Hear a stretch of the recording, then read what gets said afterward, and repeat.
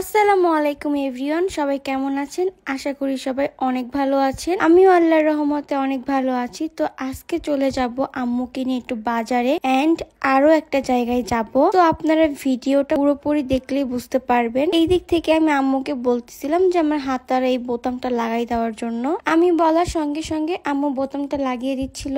এই তো এরপর প্রপারলি রেডি হয়ে নিলাম। আর আমার এই ওয়ালেটটা তোমাদের কাছে কেমন লাগতেছে অবশ্যই কিন্তু কমেন্টে জানাবা। এটা আমি কোথা থেকে নিছি আমি অন্য একটা ভিডিও শেয়ার করে দিব। এরপরে চলে আসলাম মাছের বাজারে। এখানে আম্মু মাছ কিনতেছিল। তারপরে চলে গেলাম হচ্ছে কাঁচা সবজির দোকানে। এখানে হচ্ছে আম্মু সবজি কিনতেছিল।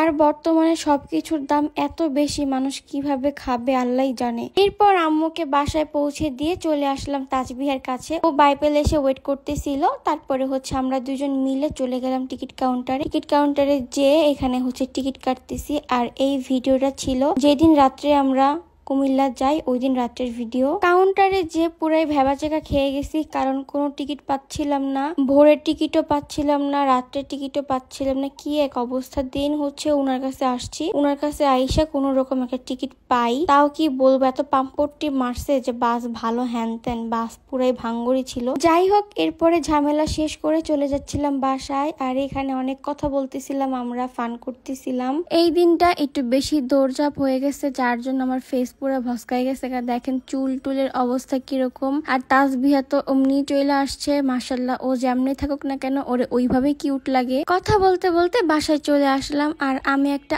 আউটফিট পরছি, এইটা আপনাদের কাছে কেমন লাগতেছে একটু জানাবেন। আর এইখানে ভিডিওর ফুটেজটা এরকম কেন আসছে জানি না। যাই হোক, এইটা ছিল আজকের আমার আউটফিট। এর সঙ্গে আমি আরো দুইটা আউটফিট নিছি, এই একটা আরো একটা আছে।